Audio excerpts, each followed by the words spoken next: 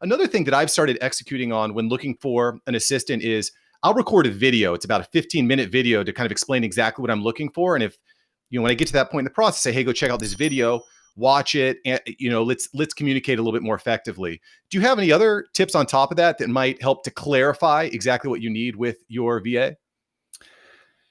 Yeah. So I love the recording a video thing.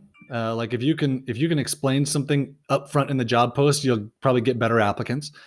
One thing in the recruiting process so there's a couple things. Your question was, how do you clarify with the VA? Right. Because communication, I think, is probably the biggest challenge when working with someone virtually. Super important. Yeah. So just make sure you have a defined role, that you're not looking for, like I said before, you're not looking for someone to do programming and write a book, right? Like those two things don't go together at all. And yet I see that regularly, right? So you have a defined role. And then like in your job post, if you go post saying, hey, I want a virtual assistant, you're going to do data entry and you're going to help me with my calendar, make travel plans. Like you're going to get 300 applicants. It's too much. It's too much to handle, right? So one of the first things I do up front in a job post is I will say, hey, in the job post, as you apply, include this word in the subject line, something, whatever. Mm-hmm. That will weed out half the applicants right there. Anybody who's not personally replying to job posts, done. Like they're just form application to everything. I don't want to see it, right? From there, so to make sure that you're finding a good person, like it's not just skills that matter. Like this is a long-term thing. You need more than skills. You need personality. You need attention to detail. You need good communication habits. And you can see all of that in a recruiting process if you'll send lots of emails over lots of questions, which just sounds like that's what you did. Or lots of questions over lots of emails. Yeah. So this is what I'll do. I will hire that or put the job post out there, get a bunch of applicants, or I'll also contact a bunch of people through online jobs. Like proactively, I'll search for the skills and then I'll start contacting people. I'll take that whole pool and then I'll start asking them the same questions. I'll send them 3 questions in one email and see how they respond. And I'll send them 4 questions in the next email, see how they respond. And when they respond, I'm looking for like, oh, did you answer all 4 questions or did you only answer 3 of them?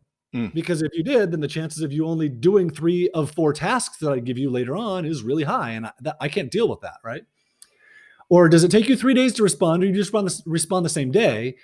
Because if it takes you 3 days to respond, then the chances of you taking 3 days to respond after I've hired you are pretty good. And that doesn't work for me, right? Yeah. So those are like important things that I'm doing. I'm looking at their personality. Like, am I excited to get an email from this applicant? Or am I like, oh, I don't, I'm like, I don't want this email from this person, right? That gives me a really good indication like, oh, you're out of my recruiting process, right? Yes, that's really smart. Those are things that I'm doing when I'm recruiting to make sure that like, oh, this person and me fit well. Yeah. Yeah. So you're talking about both the technical side, quantitative and qualitative. So I think that's really clever, really smart. Another challenge I find, John, when trying to hire someone or find a virtual assistant is how to price them. Because you'll get one person says $500 a month, another one says $1,500 a month. What are some ways we can try to determine the exact value or the exact expense, the exact cost that we should be putting up front for our VA? Yes, this is one of the things that I do that I fully explain in my recruiting process. The first thing I do is I go to OnlineJobs.ph and I search for the skill that I'm looking for, like video editor, right? I'm gonna go on and search video editor and just look at 20 profiles. This will take 5 minutes. I'm gonna look at 20 profiles and see like, oh, these are the skills that I'm working with. Like these are the skills that people have. Oh, I can get someone that does video editing and audio editing. Oh, I can get someone that does video editing and who has some social media experience or whatever, right? And then on every one of them, I'm looking at their cost and I'm getting a pretty dang good idea of like, oh, here's the range. Here's the upper end of the range. Here's the lower end of the range. And here's like middle of the road, right? Mm-hmm. And I'll just give you a piece of advice. If you recruit well, you can usually find someone who is, so like, let's say 500 and 1,500, right?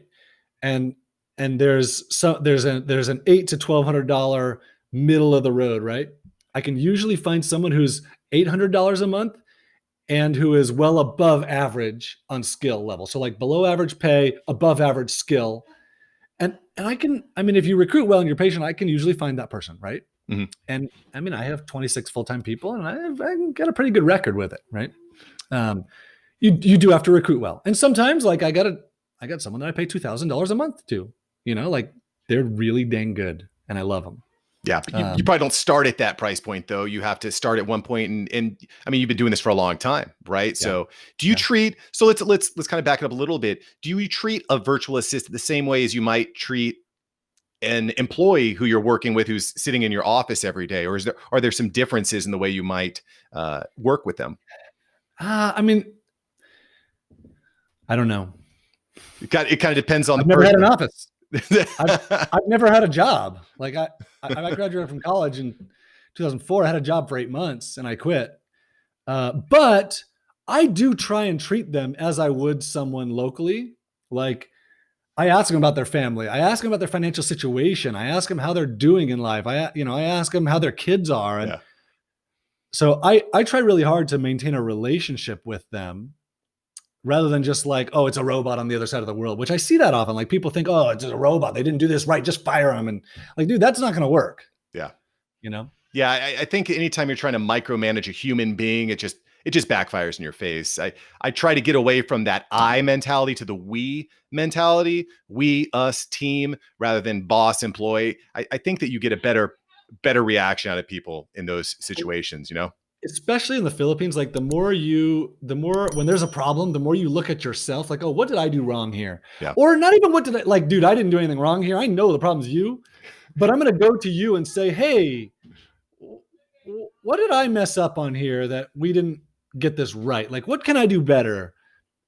Yeah, man, you'll have such a better experience because in the Philippines, like they really don't want to let you down. The more like, hey, the more you do that, like the worse of experience you're going to have. Yeah. Love that. Super important. Super important. Thank you so much for watching. I'm glad you enjoyed this episode. I've got several other episodes right here for you. Smash one of these videos to make sure that you don't miss out on the tips, tools, and tactics of industry experts. Let's take that side hustle full time. Smash one of these links.